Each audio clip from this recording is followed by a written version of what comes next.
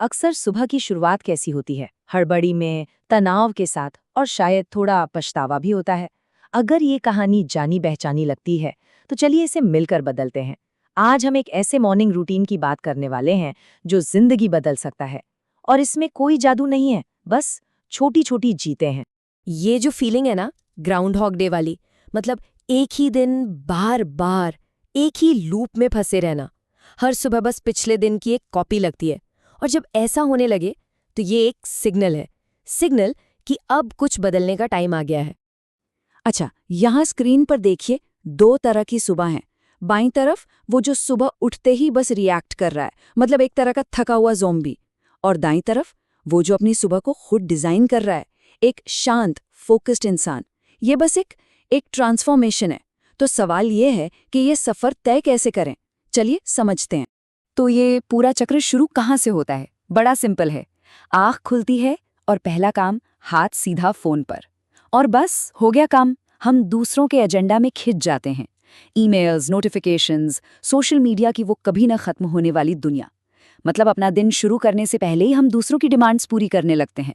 और अपने दिन का कंट्रोल, वो तो गया। तो फिर इसका सॉल्यूशन क्या है? सॉल्यूशन है अपने अंदर एक किला बनाना, एक भीतरी किला। इसका मतलब ये है कि बाहर की दुनिया का शोर हम तक पहुंचे, उससे पहले ही हम अपने मन के चारों तरफ शांति और मजबूती की एक दीवार खड़ी कर लें। तो चलिए इसके पहले 3 स्टेप्स देखते हैं। सबसे पहला स्टेप, थोड़ा सा जल्दी उठना। और नहीं, इसका मकसद किसी से रेस लगाना नहीं है कि कौन 4 बजे उठता है।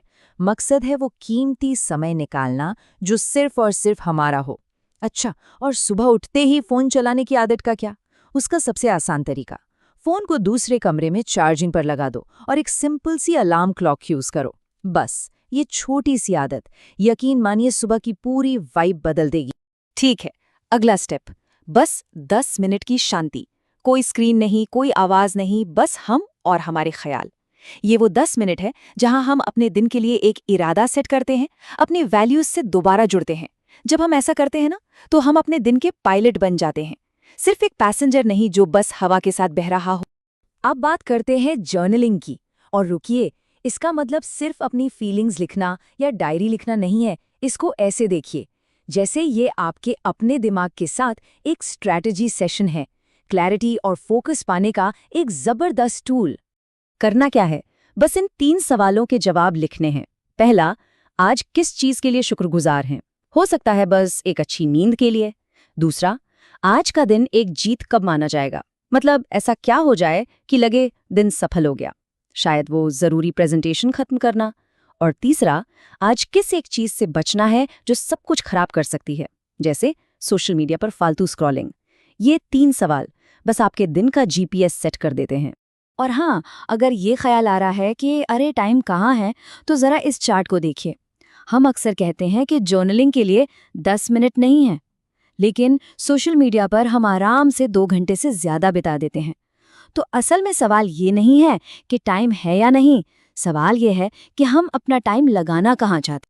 ठीक है, तो एक बार जब हमारा दिमाग सही ट्रैक पर आ गया, तो अब बारी है शरीर को जगाने की।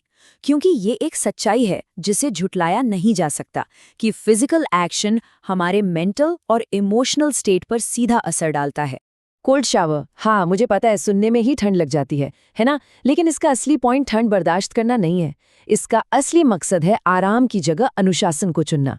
जब हम सुबह सुबह जानबूझकर कोई मुश्किल काम करते हैं, तो हम अपने दिमाग को ट्रेन करते हैं कि भाई आराम से ज्यादा जरूरी डिसिप्लिन है। और सच कहूं तो यही माइंडसेट जिंदगी के हर एरिया में काम आता है। और यही इस पूरे सेक्शन का निचोड़ है। Motion creates emotion. अगली बार जब भी थोड़ा लो या स्ट्रेस्ड फील हो ना, तो बस हिलना डुलना शुरू कर दीजिए। चाहे 5 मिनट की स्ट्रेचिंग हो या अपने फेवरेट गाने पर थोड़ा डांस। आप खुद हैरान रह जाएंगे कि आपका मूड कितनी तेजी से बदलता है। इसके बाद आता है एक छोटा सा 1 मिनट का एनर्जी चेक इन। बस एक गहरी सांस लीजिए और खुद से पूछिए, अभी कैसा महसूस हो रहा है? शांत, फोकस्ड या टेंशन में? ये छोटा सा पॉज आपके फोकस के लिए एक शील्ड की तरह है। ये दिन भर की छोटी मोटी परेशानियों को हमारी एनर्जी सूखने से रोकता है। अब बारी आती है शरीर को फ्यूल देने की, मतलब नाश्ते की। और जैसा कि आप देख सकते हैं, हमारे पास 2 चॉइस हैं। एक तरफ है कोडिंग फटीग, शुगर वाले सीरियल और टोस्ट। ये आपको थोड़ी देर की एनर्जी देते हैं और फिर एनर्जी क्रैश।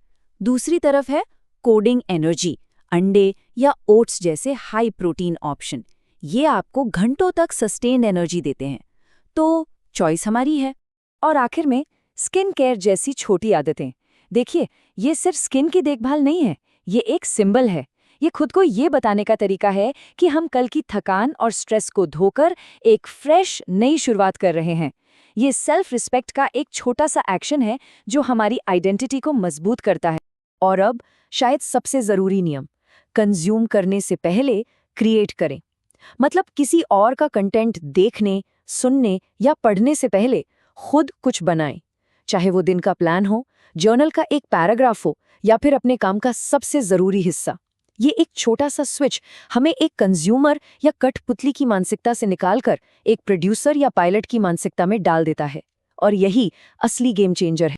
तो ये जो पूरा रूटीन है ना, ये एक बहुत ही सिंपल लेकिन पावरफुल प्रिंसिपल पर काम करता है। और वो ये है कि ये परफेक्शन के बारे में नहीं है, ये है प्रोग्रेस के बारे में।